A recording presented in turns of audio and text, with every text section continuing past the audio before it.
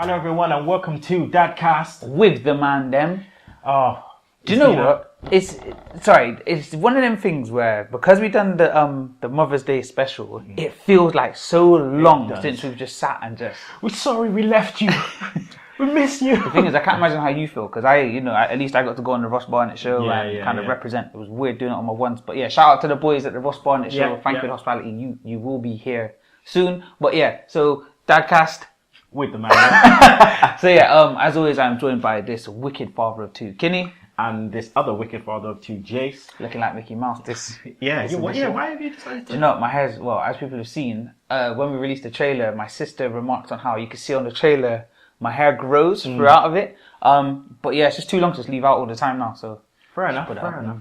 Okay. Well, we are back in the Dadcast bunker, and we decided to bring in a different topic today, and the topic today will be, Jace, siblings. So, having multiple children, solo kids, sorry to leave those parents out, but it's them things as well where I think the nuclear family is supposed to be 2.4, but I know families that have got 4 kids, got families that's got 2, families with 1, you got Duppy with 25, there's all sorts going on there, but yeah, it's just kind of, it's interesting as well seeing the combinations that people have. So, you've got the complete set, the boy, girl. I've got girl. Funny enough, I was looking on social media, I seen The Rock. The Rock's expecting his 3rd daughter. Oh, wow. So he was even commenting about how, I don't know how to make boys. So yeah, it's just interesting just kind of looking at those dynamics as well. And it'd be good to hear what people think kind of getting back one to of the us. things I kind of wanted to touch upon was the fact that obviously, like we said, both of us, we've got 2 children, a boy and a girl and girl. Similar in age and stuff like that. But I wanted to kind of touch on the difference in terms of the time apart in terms of the age of the children. So obviously mine are 2 years apart, but you were in a unique situation where you had your first child, and people already have like maybe anxiety about having the first child, and then, the child's born and they're like, and then bang, you're pregnant again. The thing is, with us, it's interesting because it looks like it's a year gap because one's 2010 and one's 2011, but they're opposite ends of the year.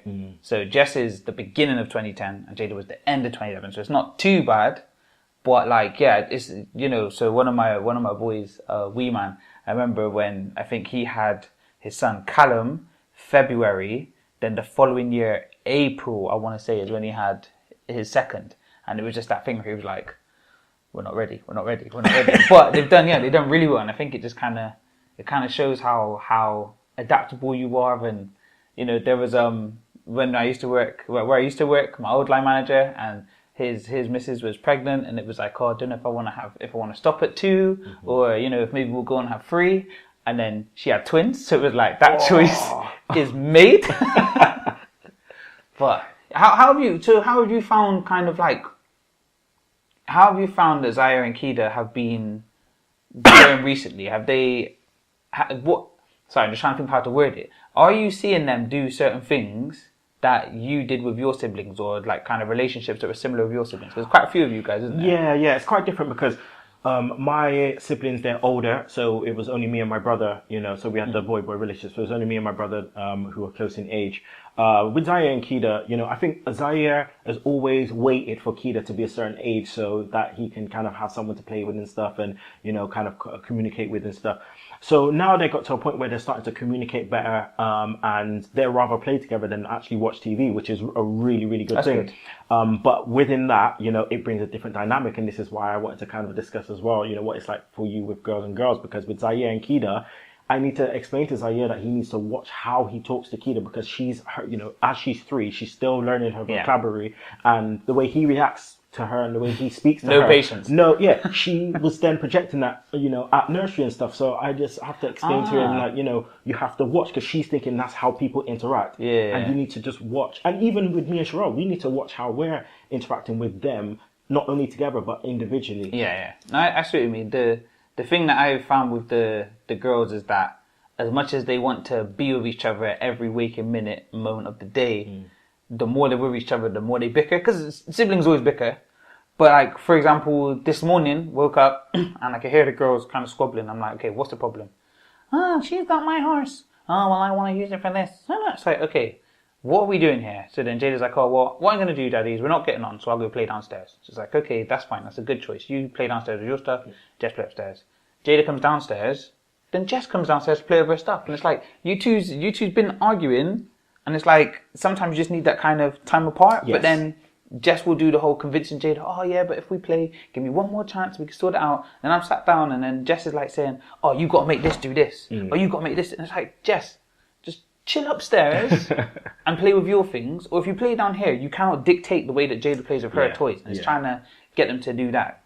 Because Jess isn't really confrontational, and she's always quite shy. But where she's so comfortable because it's her sister, it's a different thing. She takes over so much. Yeah, Zaire is exactly the same. He can be quite bossy in that sense. And he is quite sensitive, so he doesn't like to, Keita to be upset or anything like that. But he'll be like, oh yeah, you're not playing anymore. And then, Keita will come downstairs. She's cool, because she'll just like, oh, I'm just going to go downstairs with Daddy then. And just, then Zaire realizes she's downstairs with us and he's up there by himself. And then he's like, oh, he's coming downstairs saying, oh, Keita, yeah, do you want to now play this or do you want to play that? So, yeah. How have they been with conflict?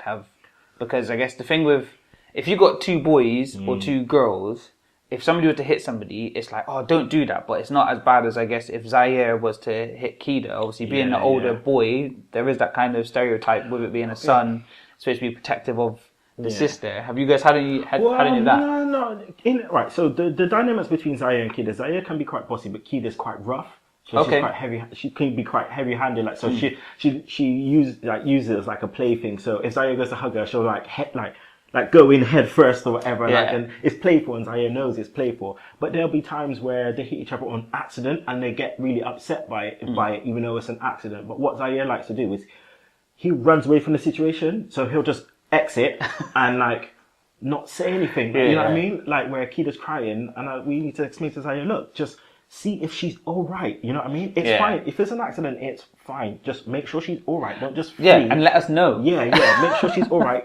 Console her, hug her. So now we can hear her upstairs if she's crying, or he'll be like, Keita, are you all right? Are you all right? It's all right. It's all right. And then the same with Keita, it's different, because she gets kind of embarrassed, so she'll just shut down and won't talk. But which can be frustrating, because it's like, look, Keita, you need to say sorry. Like, you need, even it was an accident, it's fine, you're not in trouble, but you need to say sorry. And that's when it starts getting bad for her, because she would just shut down, she won't talk, and she won't say sorry. And then it's like, okay, well, if you can't say sorry, one, you can't play, and two, you're gonna have to sit down for a bit and just hold yourself. I remember Jada used to do that. Well, do you remember Jada's screw face when she was little all the time? Me mugging everyone. And like when I'd be dropping off to nursery with Shugs, like I'd see him and I'd be like, say good morning to Erin. She's like, whole time. She still does that face every now and again. We don't see it as much. But I just thinking when you said about the not talking, that was really difficult when, say, like Jada hurts herself. And then just hear like her, she just, whether it's a little bump or a massive gash, she makes the same noise.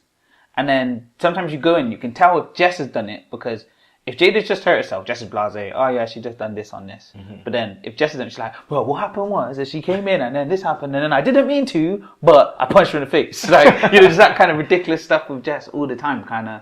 But it's what's been nice is over time they are getting better at policing themselves.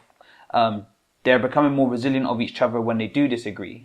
But I sometimes worry that because they're becoming more resilient, they'll stay in the room longer with each other, just being nasty to each other. And I think sometimes they need to find a way to squash that a bit when they're having their conversations. But 6 and 8, so it's kind of they got a lot of learning to do, but they're doing quite well with what they're learning so far. It's definitely a lot about influence, man. Us as parents have to make sure that our children, we kind of mold them into a certain way where they can have as much understanding as they can, especially at that age. We've got to remember that they're children and they're not going to think exactly how we think. And it's, trust me, as a parent, like we always say, there's no manual, and you just kind of go with it as you go along. And it's easy to forget that they don't think like us.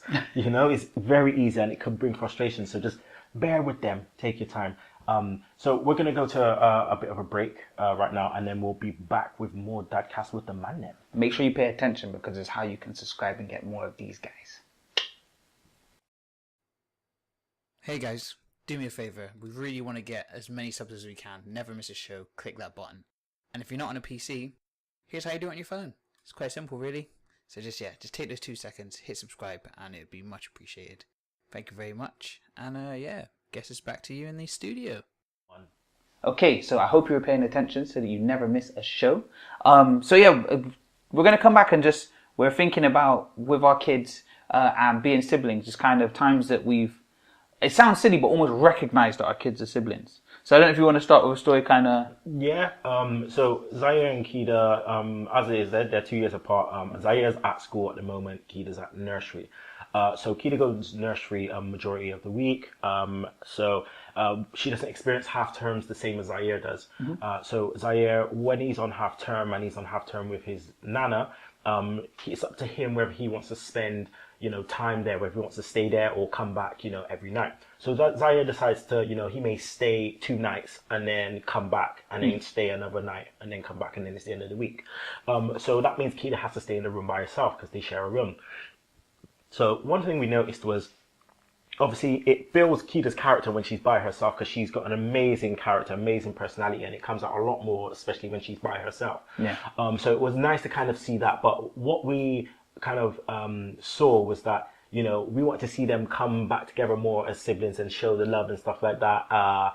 And when Zaire was coming back from his nana's, the love, man, they hadn't seen each other for a while, so it was just like, Zaire, it's just like really happy, and they share this moment where they're hugging and stuff like that. And since that moment, every time we go and pick up Keita from nursery, they just hug, they just embrace, nice. They hug, and they're playful with it, and it's just lovely to see that. It's really, really nice to see that. And it's funny how, it's not funny, it's the norm. Absence makes the heart grow fonder, and especially with with these two where they're together all the time, and then there's some separation. It's just nice to see them grow, Yeah, because whenever I think about moments when, the girls are 2 individuals, and it's just nice when they kind of do things by accident and not on purpose. So I remember a few years back, must have been, a year or 2 ago, we went to Legoland Windsor, and we're all having a good family time. And then they had this show on the water with all these trampolines and all this stuff. It was the Lego Friends. So we're watching. But where the girls, we couldn't fully see, but there was a spot, say 3 feet in front of us that the girls could fit into, but me and Nick couldn't fit with them. So we're like, oh, do you know what? Yeah, stand in front of this tree. We're just here. Stand there and watch the show. And it was watching the show, and then me and Nicola looked down and could see, Jess just had her arm around Jada. Jada had her arm around Jess. And they were just stood there watching the show, but it was there was no communication. It was just that thing where it was just the 2 of them, just sisters, enjoying something together. And yeah, just kind of that accidental, natural kind of... Yeah, it's quite nice because that's the thing. When you look at being at home and being your family unit, it's easy to think of every time your kids bicker about something. Yeah. And it's nice to catch those moments, and it's good to see when they're out and about, just how they've just got each other without kind of communication, which is good. Because with me and my sister, there's 4 years between us, and with us, I wouldn't say we didn't get along when we was younger. But since we've become adults, we've gotten a lot better. Yeah. And I think even with my eldest of my younger brothers, we've gotten better since he was older. Get on with my other sister and brother, but I don't think that we're as close as I've become with the others as they become older and stuff. And I think what's nice is that they get on now. We'll see how things go when I've got 2 hormonal teenage girls. Oh man, I'm gonna need a bigger house. Yeah, definitely. Just so that I can get far enough away from the screaming. But it'd be nice to kind of see as they progress how it is, because we've got friends that are sisters and they get on really well, and it's just nice you kind of want your girls to grow up like that. And even if there's a massive thing and people fall out, just being able to come back together. Because I know with my mum and her siblings, she's the youngest of so many and doesn't really have a close relationship with any of her siblings now. And it's a shame. Things happen, but it's one of those where I'd hate for the girls to kind of ever go through that with each other. Yeah, yeah. Because I don't plan on having a third, so those 2 is all they got. Really? No, you don't have a Nah. And do you know what's nice? The other day I caught Nicola in a phone conversation, and part of the conversation, I'm pretty sure I heard her saying that she doesn't want a third. She's happy with things as they are at the minute. Okay. So at the minute. The thing is, 29, there's still loads of time. Yeah. But as things stand, listen, we get that question all the time. You can have another. I know you want more though. And I know you want more though. Listen, we got one of each. Yeah, you're still searching for one. You're ain't not searching. searching for the boy, but you could still have a boy, as you just you know you decide. It's in your makeup. You decide. But no, I would never say never. There's stuff that we want to do with the kids, you know, first, and we want to buy a house or try to buy a house, and kind of go from there. Obviously, preparing for a wedding, so yeah, these things cost money. Yes, most definitely. Then do you know it's that thing where what's quite nice in a stereotypical way, and the way that you know a lot of dads do want it is that you've had Zaire first, you've had your boy first, so whoever comes next, like. He's going to be their protector naturally kind of growing up, which is nice. And what's quite good is that with Jess and Jada, Jess being older, I think that it will be Jada that's the protector. Yeah, you're right, yeah. I think, well, look, the thing that was interesting was Nicola was telling me it was in the holidays, and she was looking after her friend's little ones, and one of her friend's sons was like play fighting with Jada, and they were proper full-on wrestling. And Nicola said it was quite nice to see Jada had somebody that she could like do that with, because Jess being the princess she is, her and Jada might play fight, but after about 5-10 minutes, Jess is done. Like Jess is like, it's over. She done this, she done this. Whereas Jada just likes to rumble. Okay. So, you know, at least what I can see, and I can also see that if Jada got herself in a bind, Jess would talk Jada's way out of it. Okay, yeah. So they got each other in certain ways. Jada's the more physical, but I think Jess would be the articulate one.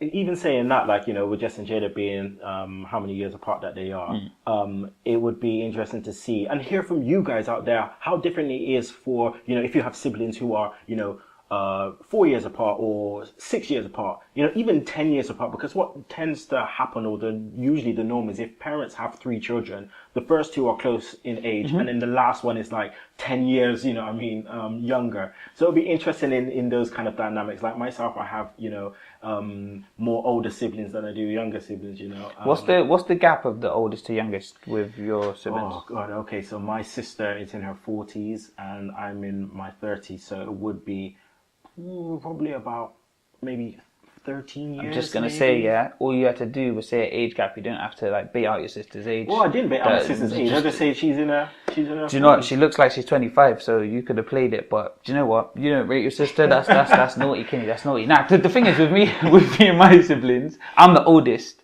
and then the youngest. That's 13 years between us. So it's quite interesting now. Like he's, you know, he's doing his GCSEs now, and looking at that is quite interesting because he's the youngest kind of out of us lot.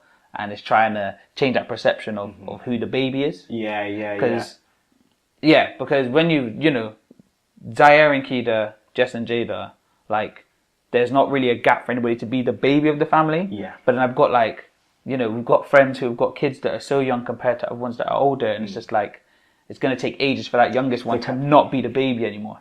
But see, there's even the thing of, you know, if there's different parents, if you know what I mean. So if there's the different mums, so your siblings, but you have different mums, and your dad is the connection, because you're more likely to live in different households. So what that relationship is, you know, is like living in different households, building your relationship. Is it through school? Is it, you know, how you know, how often? That's the thing. That's how it is. That's how it is with. I grew up with me and my like mum and dad had me, and then they had separate families, and so I've ended up living separate too. Like two of my brothers and my sister, and it's. You know, it's been quite nice the way that I'm still, because I'm older now and I have control over it, I'm able to go see them when I want now. Because it must be, what's weird for me is looking at growing up, working where we used to work in the school, seeing there's a particular family and there are loads of young people. And what's been so nice is seeing all these siblings that are from these different households. But you know what? When they come together, like, they're a unit. Like, do you know what? Yeah, you lot know who you are. Because we worked with a whole heap of you lot. You lot are a unit, and that's what's really good to see, is that, you know, they've got them family ties, and just seeing that they just got each other. Always have your siblings back. You're gonna argue. You're gonna have disputes. It's inevitable, you know. Your brother and sister and sister, whatever. It's gonna happen. Just always love them, whatever, regardless, and try and back them as much as you can, you know. Sibling cast with the bros, then. So we're going to go to one more break. We'll be back in just a sec. Just want to take advantage of this break to talk about Simply for the Dads. June 9th, 2018, Felix Red Adventure Playground. there's going to be a free community event organised by BCFM Radio and Econ Media with support of Up Our Street and others, including myself and Kinny, just talking about being fathers and male role models to children. It's not connected to any faith, religious or political group. It's simply a celebration of fatherhood, an opportunity for dads and their kids to get together for a few hours. Food is free for dads and the kids, and there will be live music, DJs and a host of activities. So yeah, please just look up on facebook.com, look up Simply for the Dads, hosted by BCFM Radio, and yeah, hope to see so many people down there. Better get back to the show and finish this bad boy off. Jace! And welcome back to Dadcast with the Mandem, the final part of the episode. So we're coming back with a question for all of you out there. You don't necessarily have to be parents. You may be, becoming a parent shortly or thinking about wanting to be a parent. But our question to you is, what do you think the ideal age gap is for siblings? It's quite interesting because, the two of us have both managed to do just about... Because what's yours? Two and a little. Yeah, and mine's just under 2.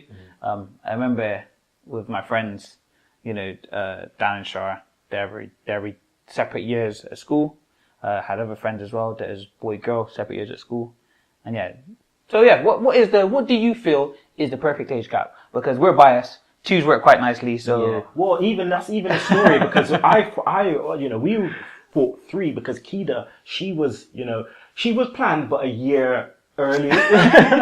So, we thought 3 years was an ideal gap. So when you pre-drink, it before a party. Pre-baby. Yeah. But 2 years is actually perfect. Yeah. Okay, cool. So just kind of looking ahead and things that are going on.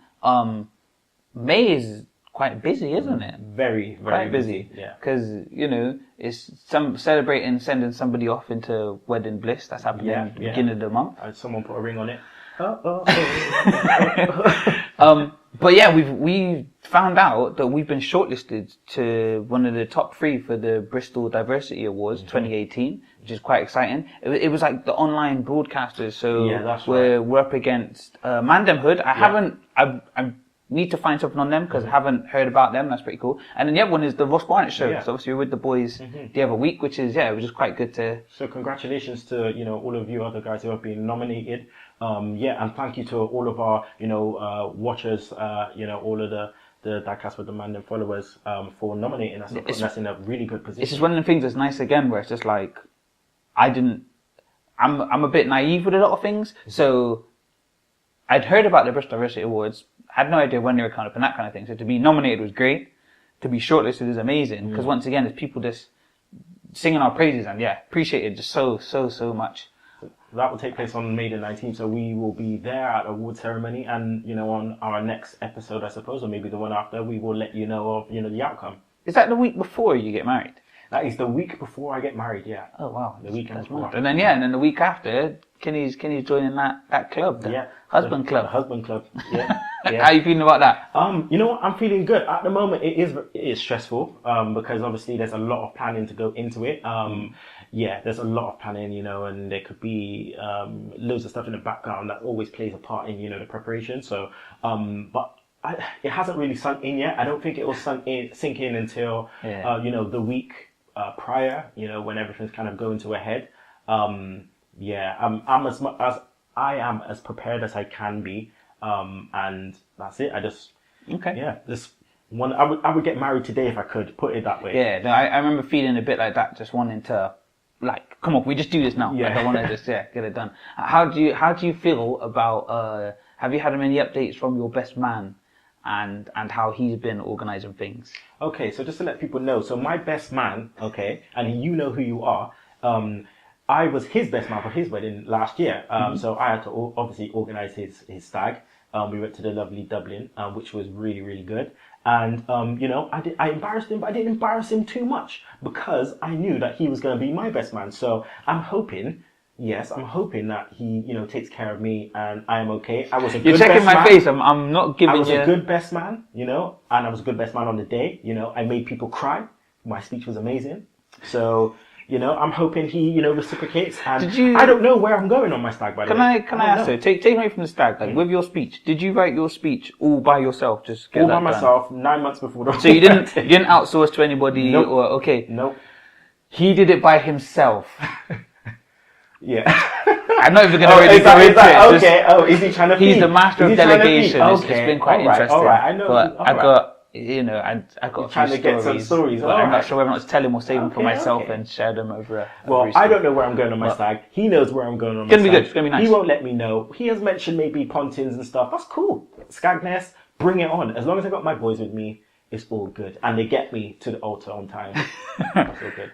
So looking at our next show. So we haven't got a topic for it, but we're going to have some very, very special guests that's going to feature on the show as guests on our talk show. You would have seen their faces before. Yeah. I'm looking forward to having them on and maybe doing a few review of maybe a product or two. Because, the boys from the Ross Barnett show, they mentioned it and it's like, okay, we'll have a look and see if, we can make it work.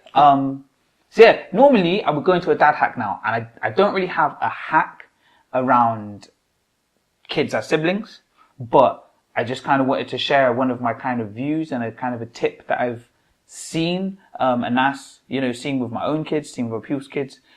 As I mentioned a few times, working with young people, you end up working with families and seeing siblings, and the key thing to remember is that as much as your kids may have had the same upbringing, lived in the same house, learned the same values, they are two different people. And I've seen it many times. It's happened where you might have one that does very well at something, and it's expected that the other one's going to do very well at the same thing. And I think that sometimes that can cause issues in that you put pressure on somebody that's unwanted pressure, but then you also kind of get that thing where if they don't meet that expectation, they almost end up harboring some ill will towards their sibling for being so good at that thing. And I think it's very key to remember that, we're all individuals. We all as adults say that we're all individuals. I am not the same as Kenny. Kenny's not the same as me. And we need to remember with our kids that they'll have the same upbringing. We treat them a bit differently because, times change and you learn new ways of dealing with things. But we need to be careful that we don't try and just make our child number 2 a variation of child number 1. And I think that if child number 1 goes one direction, you nurture them. Child number 2 wants to follow them in that direction, that's fine. But whenever you take that step to the right, encourage it, is how I kind of feel. When we're doing Dadcast in 2030, I might be like, oh my God, these kids are leaving me so stretched. One's gone on to do this, one's gone on to do that. But, we'll see. At the moment, I think that, they do need to be nurtured as individuals. Definitely. 100% agree. And that's my dad tip. Yeah. Yeah, that sounds right. Cool. Yeah, so that's kind of the show. It's the end of the show. We'll be back in May. We are pre-recording, so when we come back in June, then Kenny will be able to tell us about the wedding. Yes, and it'd be interesting to see if you still have your eyebrows when we record. I'm joking. So I guess let's sign out then. Thank you so much. Remember to which way do we point? We point this way. So remember to like, comment, and subscribe to the channel. We are on 83 subscribers at the time of recording. Yes, we're still trying to reach that 100. We're getting the viewers is amazing. The love we're getting is so great.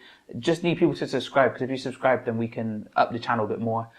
Also want to give a shout out to Up Our Street, because again, every time we use our equipment, I just remember it's because of the kind of good work that they're doing, and the opportunities they're giving us. Yeah, hopefully we'll be able to get in contact, do a bit of collaboration, work in the community very soon. Yeah. Also been talking to Pat at BCFM, hoping to get a collaboration there in June. There's a few things in the pipeline. Thank you so much everybody involved so far, and thanks in advance everybody that's about to get on board. So I guess. Don't forget our Twitter. That's at Dadcast WTMD. What's our email, Jace? It's dadcastwtmd@gmail.com. You can tell it's been a while since we've sat in the studio. We are also on Facebook. Make sure you check us out there as well. And Instagram at Dadcast WTMD. Yeah, find us on Instagram as well. So I guess there's nothing else to say, but Fatherhood doesn't come with a manual. You normally say that bit. I don't know. All right.